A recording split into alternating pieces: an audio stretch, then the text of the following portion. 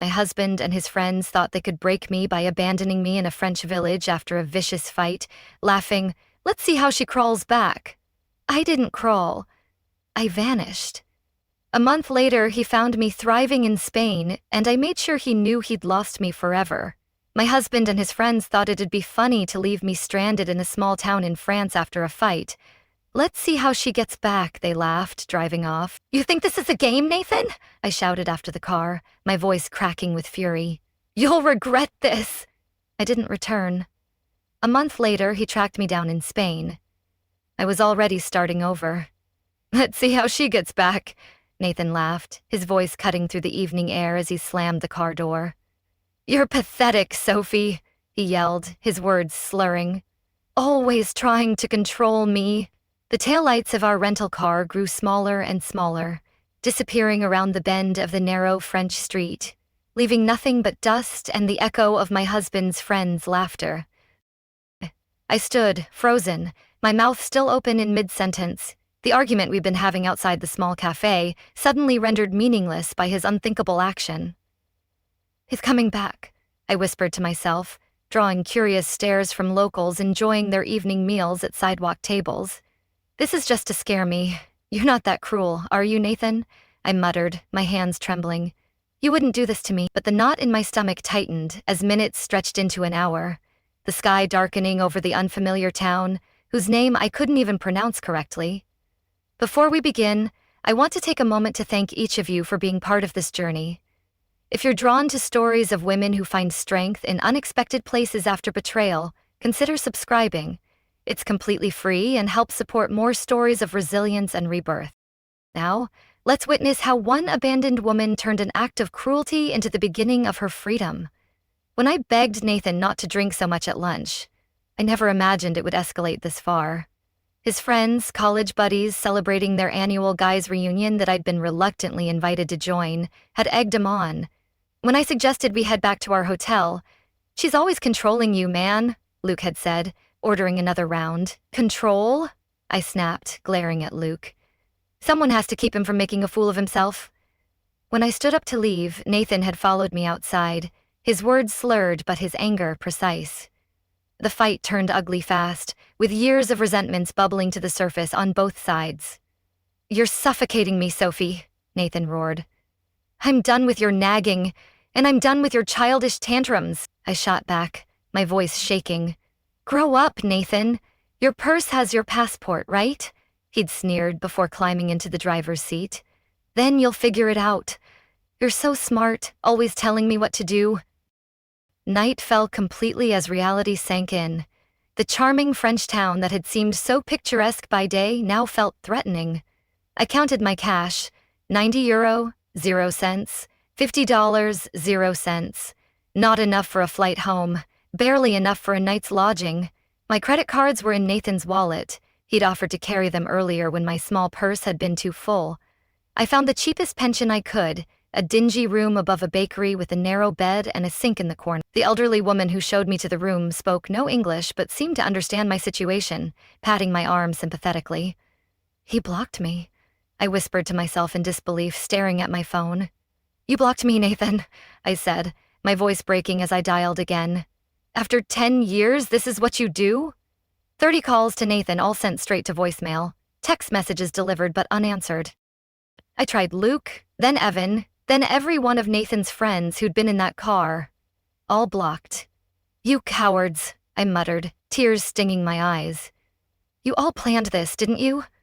A shudder ran through me as I realized this hadn't been a momentary impulse, but a calculated humiliation. Sleep came in broken fragments, interrupted by hopeful checks of my phone and renewed panic. By morning, I'd convinced myself this nightmare would end and Nathan would return, apologetic but ready to blame me for overreacting to his joke. I'd be angry but relieved enough to move forward, to return to our carefully constructed life in Seattle, where he was a respected software engineer and I was his supportive wife, who'd set aside her own graphic design career to manage their home and social calendar. But he didn't come. The second day, I rationed my remaining money, buying only a croissant for lunch while walking the town's perimeter, checking every hotel and restaurant for any sign of our tour group.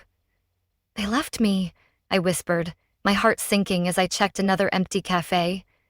They really left me here. By evening, I realized they'd continued their planned journey, moving on to Paris without me. On the third day, a kind cafe owner who noticed me lingering outside his establishment offered me free espresso and, in broken English, directions to the local police station. The officer there seemed unsurprised by my story, as if abandoned tourists were a regular occurrence, but his limited English and my non-existent French left me with nothing but a filed report and a sympathetic nod. That afternoon, I made the hardest decision of my life. Standing before a cramped pawnshop window, I twisted off my wedding ring, the 1.5-carat diamond Nathan had upgraded on our 4th anniversary, replacing the modest band we'd started with. "This is all I have left of you," I said, my voice trembling as I held the ring. "And I'm letting it go." The shopkeeper offered me far less than it's worth, but enough to fund the next step of my journey, wherever that might be. "America? Call family?" the pawnbroker suggested, counting out euros. I nodded mechanically, but inside, a different plan was forming. Family meant explaining, meant hearing my mother's "I told you so" about Nathan's temper. Meant facing friends who'd seen the cracks in our marriage I'd tried so hard to plaster over. The bus station was quiet when I arrived, its electronic board displaying destinations I'd only read about in travel magazines. An overnight bus to Paris connected to ferries, to other buses, to places where Nathan and his friends wouldn't think to look for me, if they ever bothered to try. My finger hovered over my father's name in my contacts. One call and he'd wire money for a flight home.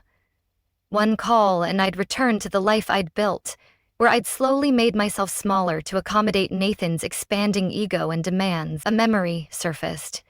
Nathan jokingly hiding my portfolios when I'd mentioned returning to graphic design work. "Why complicate things?" he'd asked. "We don't need the money, and I need you focused on our life." "You never wanted me to shine," I muttered, my resolve hardening. "You wanted me to fade." I'd laughed it off then, but sitting in that grimy station, I saw it for what it was, another fence in the pen he'd built around me. "Where you go?" asked the ticket agent, an older woman with kind eyes who'd been watching me stare at the departure board for nearly 15 minutes. "Spain," I answered, the decision crystallizing as I spoke. "The furthest coastal village you can get me to." 16 hours later, I stumbled off the final bus in my journey, my body stiff from uncomfortable seats and tension. The smell of salt air and orange groves greeted me as I took in the whitewashed buildings of a village whose name I couldn't pronounce. My phone battery had died somewhere between countries. My stomach was hollow with hunger, and the weight of what I'd done, or what had been done to me, pressed on my shoulders. Exhaustion made the edges of my vision blur as I wandered toward what appeared to be the town center. 3 days of emotional whiplash had left me raw, cycling between rage at Nathan, fear of my uncertain future, and a strange, unexpected flicker of something that felt dangerously like liberation. My remaining euros would cover perhaps 2 nights in the cheapest room I could find. After that, I had no plan, no friends, no words in the local language beyond please and thank you. But as I watched the sunset paint the Mediterranean waters gold and pink, a calmness settled over me that I hadn't felt in years. Nathan had meant to teach me a lesson about dependence. Instead, he'd accidentally set me free. The Spanish sun beat down mercilessly as I wandered further from the village, my feet blistered inside impractical sandals meant for sightseeing, not hiking. My water bottle had emptied hours ago, and the combination of dehydration, hunger, and emotional exhaustion made the world tilt around me. Silver-green trees lined the dusty path, their leaves shimmering like coins in the breeze. Orange groves, I realized dimly, just before my knees buckled beneath me. The ground rushed up to meet my face, but I barely felt the impact. Darkness edged my vision as a strange calm washed over me. Perhaps this was fitting. Abandoned by my husband in one foreign country, only to collapse alone in another. I closed my eyes, giving in to the exhaustion that had been building since Nathan drove away. "Señora! Estás bien?" A woman's voice cut through my haze, followed by weathered hands turning me over. An elderly face swam into focus, deep lines etched around kind eyes wide with concern. She spoke rapidly in Spanish, patting my cheeks and offering a canteen. "Please, help me," I whispered, my voice weak but desperate. "I don't know where I am." The water revived me enough to sit up, though my head still spun violently. She introduced herself as Carmen, repeating her name while pointing to herself. I mimicked her gesture weakly. Sophie, Carmen, helped me to my feet, her small frame surprisingly strong as she supported my weight. She pointed toward a stone farmhouse nestled among the orange trees and made walking motions with her fingers. I nodded, lacking the strength to resist as she guided me slowly up the hill. The farmhouse kitchen welcomed me with the scent of herbs hanging from wooden beams and something savory bubbling on an ancient stove. Carmen settled me at a worn wooden table before calling out to someone. A man's voice responded, and moments later, an elderly gentleman with a sun-darkened face and silver mustache appeared in the doorway, wiping his hands on a cloth. "Luis," Carmen said, pointing to him. Her husband nodded at me cautiously, his eyes questioning but not unwelcoming. Carmen poured cool water into a glass and pressed it into my hands, followed by a bowl of simple soup. My stomach growled audibly as the aroma reached my nose, prompting a smile from Carmen. That evening passed in a blur of broken communication. I tried to explain my situation through a combination of limited words, hand gestures, and eventually tears. "They left me," I sobbed, my voice breaking. "My husband just drove away and left me." Carmen nodded as if she understood completely, though I knew she couldn't possibly grasp the details. Luz remained quiet but attentive, occasionally asking questions that Carmen translated through gestures. They offered me their spare room, a simple space with whitewashed walls and a narrow bed covered by a handmade quilt. Too exhausted to protest, I collapsed into much-needed sleep. Morning arrived with roosters crowing and the aroma of fresh bread. I found clean clothes folded at the foot of my bed, a simple cotton dress and cardigan that looked decades old but freshly laundered. They hung loosely on my frame, but offered a welcome change from my travel-worn outfit. In the kitchen, Carmen beamed at my appearance, immediately serving strong coffee and fresh bread with olive oil and marmalade. With daylight clearing my mind, embarrassment crept in. These strangers had taken me in without question, fed me, clothed. I needed to explain myself, to offer payment, to move on. Through broken English and the translation app on my phone, now charged thanks to an adapter Luis had produced, I attempted to convey my gratitude and intention to return to the village. "I can't stay," I said, my voice shaky. "I don't want to be a burden." Carmen's face fell immediately. She shook her head vigorously, pointing outside where rain now pattered against the windows, then to my still blistered feet. "Stay," she insisted, one of the few English words she knew. "Rest." Over the next 3 days, I made several attempts to leave, each met with gentle resistance. Once, with my purse in hand and shoes on my feet, Carmen intercepted me at the door, her expression so wounded that guilt washed over me. She took my hand and led me to a small wooden box on the mantel, opening it to reveal photographs. Her fingers trembled as she pointed to a young woman with Carmen's eyes and Louis' smile. "Isabel," she said softly, then pointed far away. "Australia." Her eyes filled with tears as she made a cradling motion with her arms, then held her hand at waist height, indicating a child. "Grandbaby," she managed in English, pointing to a more recent photo of an infant. "No, see?" I understood then. Carmen saw in me a surrogate for her absent daughter, a presence to fill the hollow space left behind. Rather than feeling manipulated, my heart ached for her loss. I nodded slowly and returned my purse to the hook by the door. Each day brought new routines as I gradually integrated into their farm life. Carmen showed me how to gather eggs from the chickens without frightening them, how to hang laundry so the coastal breeze would catch it just right. Luis taught me to identify weeds among the vegetable garden, his patience evident as I mistakenly pulled up an herb the first time. The work was physical, nothing like my carefully curated life in Seattle, but satisfying in ways I'd forgotten existed. My body, accustomed to designer gyms and measured exercise routines, protested at first. New calluses formed on my hands, and muscles I didn't know I had ached each evening. But with each passing day, the pain lessened, and my strength grew. More importantly, The constant mental cycling through my abandonment began to quiet, replaced by the simpler concerns of farm tasks and language learning. At night, sitting on the small porch while Carmen knitted and Luis smoked his pipe, I found myself experiencing moments of peace. The betrayal still cut deep, but here, surrounded by ancient orange trees and the rhythm of rural life, it began to feel less like the end of my story and more like an unexpected chapter. 2 weeks after my arrival, Carmen sat beside me as we shelled peas from the garden. She studied my face, her expression thoughtful, before asking slowly in her improving English, "Home? You want go home?" She made a plain motion with her hand, then pointed toward America. "Home?" I echoed, my voice trembling. I don't even know what that means anymore.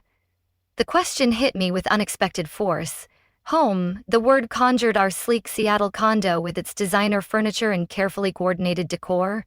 It also brought Nathan's controlling behavior into sharp focus, his helpful management of our finances that left me without independent access, his subtle discouragement of my friendships, his dismissive attitude toward my career aspirations. Tears spilled down my cheeks as words poured out in a language Carmen couldn't fully understand, but emotions that transcended the barrier. I told her about Nathan's betrayal, about years of slowly surrendering pieces of myself to keep peace, about the humiliation of being abandoned like unwanted baggage in a foreign country. "He laughed, Carmen," I said, my voice breaking. "He laughed as he left me there." Carmen's weathered hand covered mine as I spoke. When I finished, she pointed to her heart, then to the farm around us, and finally, to me. The message was clear. I had a place here if I wanted it. "Work," I said carefully, mimicking Louise tending the orange trees. "I stay. I work." Carmen's smile bloomed like the sunrise over the Mediterranean.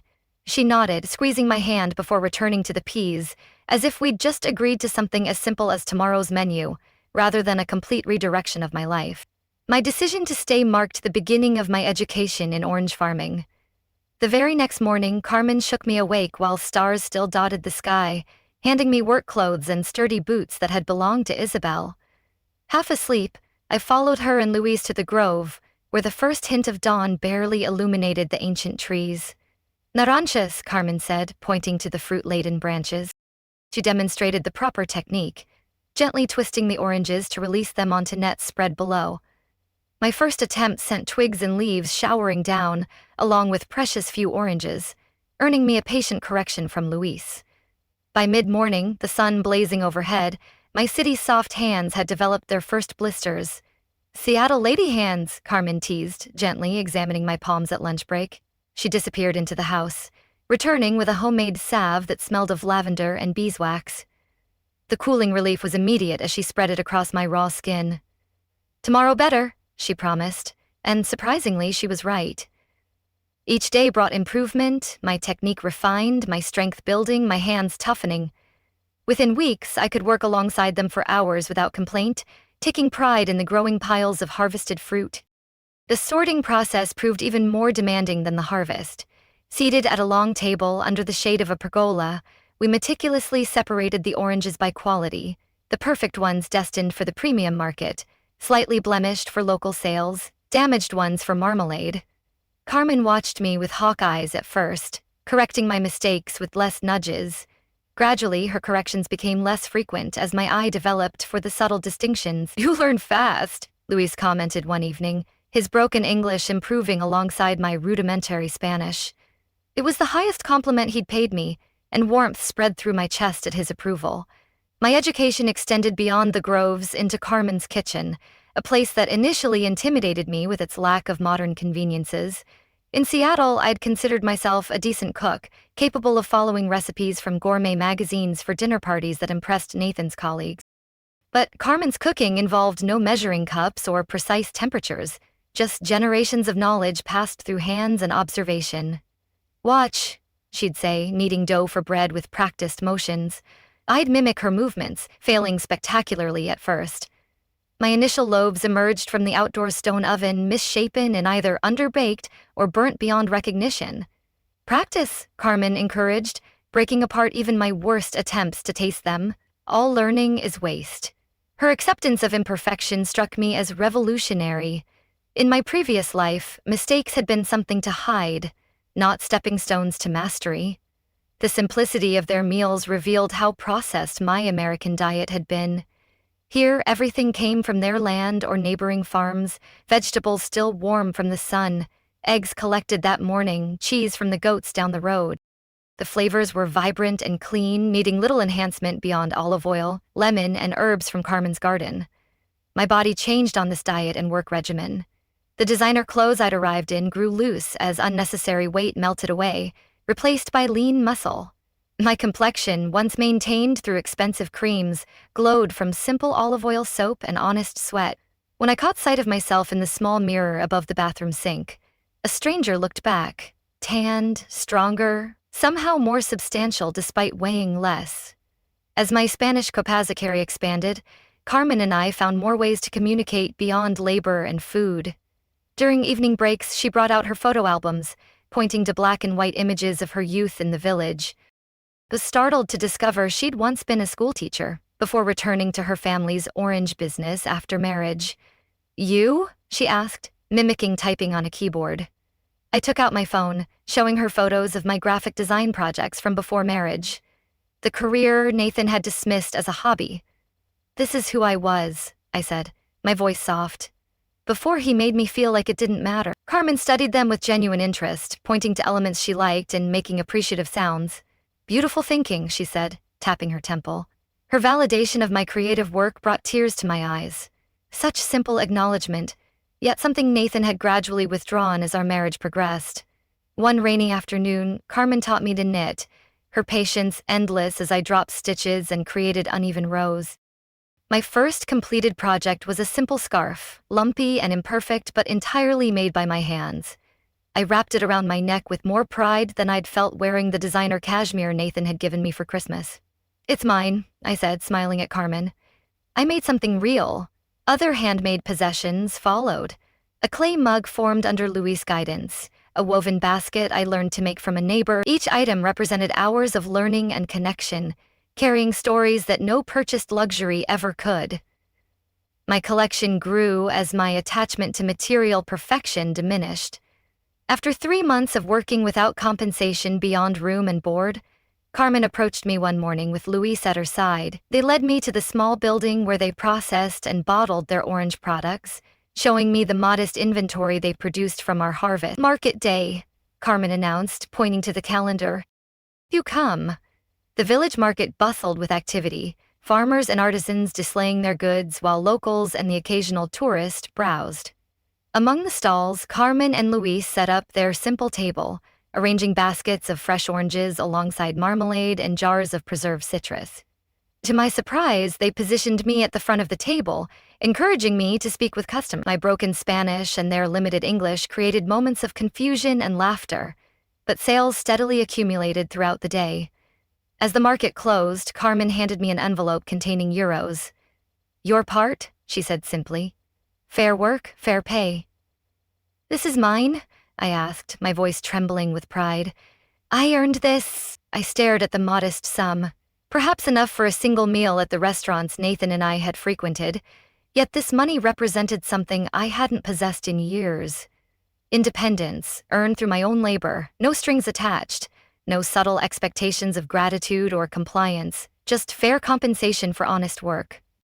That night, I placed the envelope under my pillow, occasionally reaching to touch it as if to confirm its reality. In our decade of marriage, Nathan had gradually taken control of our finances to simplify things, leaving me with credit cards linked to accounts he monitored. "You controlled everything," I whispered, clutching the envelope. "But you can't control me anymore." This small stack of euros represented the first step toward rebuilding a life that belonged fully to me.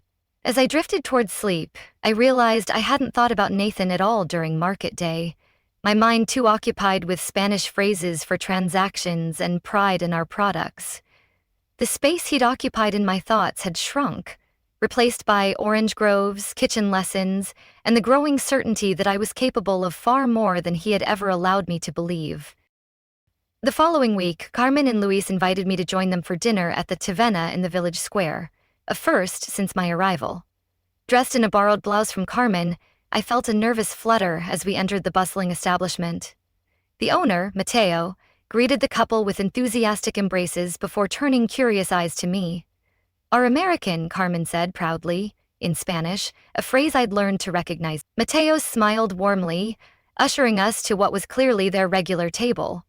Over plates of grilled fish and village wine, Luis cleared his throat and spoke in careful English. "Sophie, we won't talk business with you." His seriousness caught me off guard. Had I made some mistake? Was it time for me to move on? Carmen reached across the table, patting my hand reassuringly before continuing where her husband left off. "Be old now, 68, 70 years," she pointed between herself and Luis. "No children here. Isabel not coming back?" Luis nodded solemnly. "We think retire soon, 2-3 years, but orange trees," he made a sweeping gesture, 200 years old. "Need young hands?" My breath caught as I began to understand. Carmen smiled, her eyes crinkling at the corner. Then she spread her hands as if offering something, "Business yours." The proposition stunned me. They barely knew me, a foreigner who'd stumbled into their lives just months ago, yet here they were, offering a future I hadn't dared imagine. "But I don't know enough," I stammered. "The trees, the processing, the business side?" "You learn," Louise said firmly. "We teach."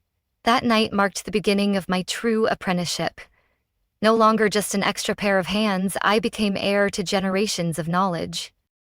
Each morning, Louise took me through different sections of their groves, explaining how soil variations affected flavor profiles, how to identify early signs of disease, when precisely to harvest each section for optimal fruit quality.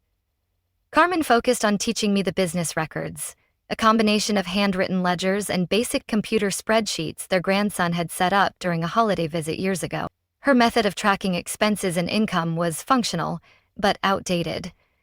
Seeing an opportunity to contribute beyond physical labor, I spent evenings updating their systems, creating digital records that made inventory and sales tracking simpler. "Look," I showed Carmen one night, demonstrating how to filter the spreadsheet to show which orange varieties sold best at which markets. Her eyes widened as patterns emerged from the numbers. "Smart," she nodded approvingly.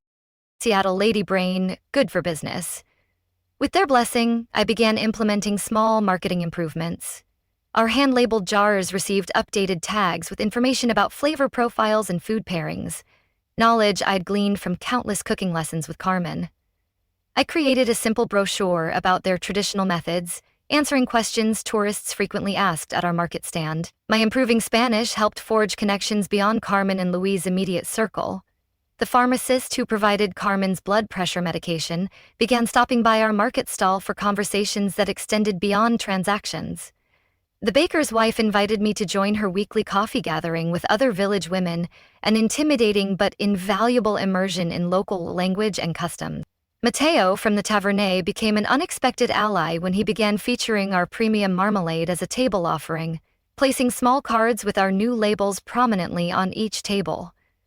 "Good for you, good for me," he explained with a wink when I thanked him. Word spread, and soon 2 other restaurants in neighboring towns contacted us about supplying their establishments. 6 months into my new life, I attended the baptism of the butcher's granddaughter, my first formal village celebration. Standing in the back of the small church, I watched the community ritual with a lump in my throat. The elderly priest noticed my presence and made a point of greeting me afterward, switching to halting English learned during seminary in Madrid. "You bring new life to Old Grove," he said, his rheumy eyes twinkling. "Good for village. Young people leave for Madrid for America. Village needs new blood." His acceptance seemed to remove the last barrier. Invitations flowed more freely after that, to name day celebrations, impromptu gatherings at the beach, even a village committee meeting about the upcoming summer festival. Each event wove another strand into the web of connection holding me in place. Lucia, the weaver whose stall stood beside ours at the weekly market, became a particular friend. 40-some and widowed young, she possessed a sharp wit and pragmatic outlook that reminded me of my college roommate. Our conversations, conducted in my improving Spanish and her excellent English, ranged from business strategies to village gossip to more personal reflection. You never speak of America, she observed one quiet afternoon as we packed up our unsold goods. Family there? Friends? I left it all behind, I said, my voice heavy. Nathan made sure I had no one left to go back to. The question pierced me unexpectedly. I'd grown so focused on building my new life that I'd pushed thoughts of my old one aside. My parents died years ago. A few friends, but I trailed off, realizing how Nathan had gradually isolated me from my support network, always finding reasons why my college friends were problematic or work colleagues beneath us. Lucia nodded knowingly. The husband who left you in France. You never say his name? Nathan, I said, the syllables feeling foreign on my tongue after months of silence. His name is Nathan, and he never searched for you? Her directness was refreshing after months of Carmen and Luis' gentle avoidance of the topic. I don't know, I admitted. I haven't checked my phone. I gestured vaguely. I'd powered it on occasionally to take photos, but had abandoned my American email and social accounts, unwilling to confront whatever might be waiting there. Lucia's raised eyebrow challenged me. Perhaps time to look. For him to close the door properly. Close the door? I echoed, my voice trembling. What if he's still trying to control me? Her words stayed with me. That evening, after helping Carmen prepare dinner, I retreated to my room and powered up my old phone, connecting to the farmhouse's basic Wi-Fi. With trembling fingers, I logged into my long, neglected email account. Hundreds of unread messages filled the screen. Scanning the senders, I spotted several from old friends, their subject lines evolving from casual check-ins to concerned inquiries. A surge of shame washed over me.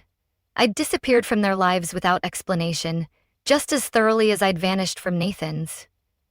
A thread from my former design mentor caught my eye. Job opportunity, followed by increasingly urgent follow-ups. Opening it revealed she'd recommended me for a remote consulting position with a sustainable design company. The final email, dated just 2 weeks earlier, indicated the position was still open if I was interested. Before I could consider this unexpected bridge to my former life, another email sender froze my fingers on the screen.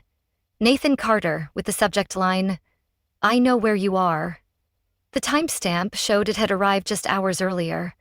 Heart pounding, I clicked it open. Sophie, it's taken months and a private investigator, but I finally tracked you to that backwater in Spain. This has gone on long enough. I'm coming to bring you home and end this ridiculous tantrum. My flight lands in Barcelona on Thursday. Be ready. 3 days from now. The room spun around me as panic and anger collided in my chest. How dare he? After abandoning me, after months without a word, he expected to simply collect me like misplaced luggage?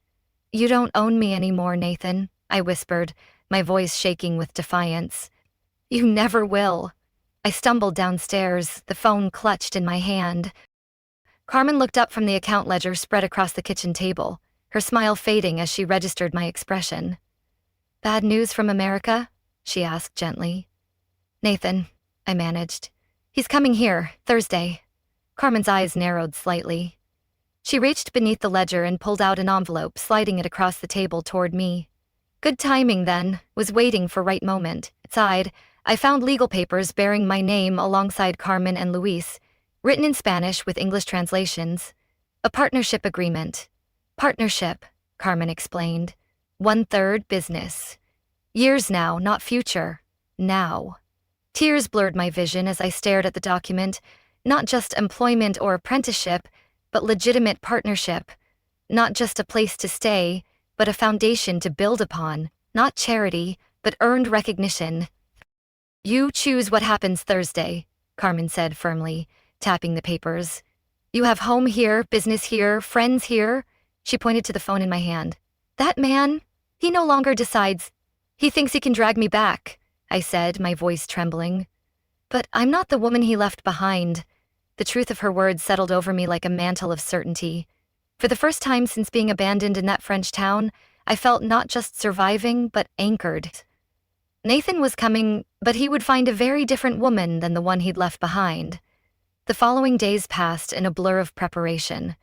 Not the kind Nathan would expect. No packing of bags or tearful goodbyes, but emotional fortification. I visited Isabella, The village's only lawyer, who helped me draft divorce papers in both Spanish and English. He'll fight this, I said, my voice steady but nervous. I hate losing control. I contacted my old design mentor, tentatively accepting the remote consulting opportunity. I even wrote emails to friends I'd left behind, offering brief explanations without apologies. Thursday, September 5th, 2024, arrived with a perfect Spanish summer sky, cloudless and bright. I was in the processing shed, testing orange samples with Luis, when the unfamiliar sound of a rental car engine broke the afternoon quiet. Carmen appeared at the doorway, her expression a mixture of concern and resolve. "He is here," she said simply. Heart hammering, I wiped my hands on my work apron and stepped outside. Nathan stood beside a sleek silver sedan, designer sunglasses perched on his perfectly coiffed hair, examining the humble farmhouse with visible distaste.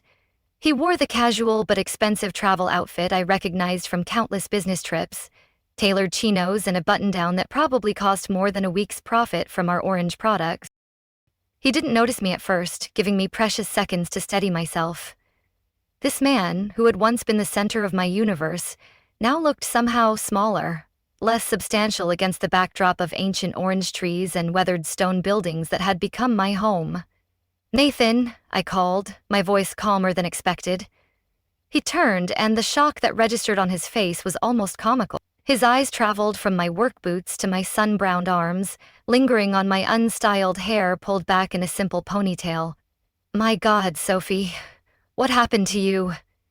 The familiar, disapproving tone that once would have sent me scrambling to fix whatever he found lacking now merely washed over me like a wave against rock. "Life happened," I replied, taking measured steps toward him. "What are you doing here, Nathan?"